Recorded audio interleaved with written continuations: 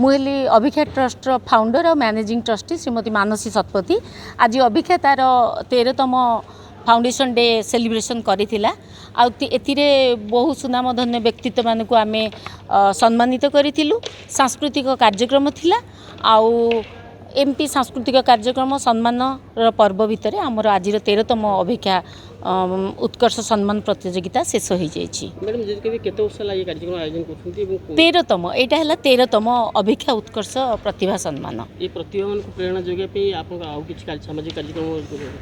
आम अभिख्या सब बेले मु नुहे आमेरे बंचवाक चेष्टा करे समस्त को नहीं आम ये अनुष्ठान गठन कर 19 नंबर वार्डर कॉर्पोरेटर बरिशाल भाई मोर अच्छा सान भाई आउ एमती सब आमर जो प्रेसिडेंट अच्छा मनोरंजन मिश्र एमती आमर समस्ते कर्मकर्ता माने आमको सहयोग करती आमको प्रेरणा दियंती आम जमती गरम दिन आम जलछत्र प्रोग्राम करूँ आउ गोटे बस्ती को आडप्ट करी आम अभिख्या पाठशाला बोली खोलीचु जो पिला मनकर आज सांस्कृतिक कार्यक्रम आपण मैंने देखिले। आमर इच्छा आम शिक्षा संस्कृति ओडिशार शिक्षा संस्कृति और परंपरा को आगक नबा ओडिशा को आगक नबापे ये गोटे ट्रस्ट ये अलग कथा किंतु मानसीयपा सहित मोर बहुत भल संपर्क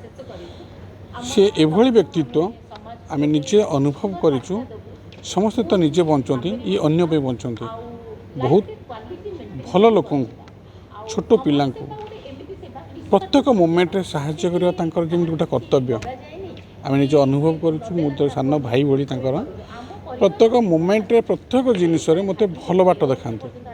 केवे आज पर्यंत के खराब जिनस केवे भी सी क्या भी देना प्रत्येक लोक प्रत्येक व्यक्ति मानक आम देखीचु बस्ती पशी प्रत्येक मोमेंट रे असुविधा समय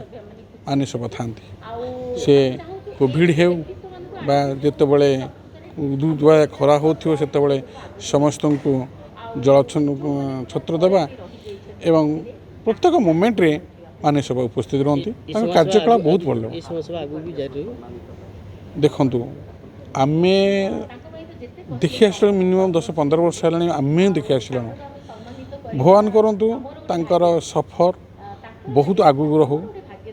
नीतिगति जो भाया अच्छे भगवान निहाती आशीर्वाद करेंगे से निश्चित आगू बढ़े।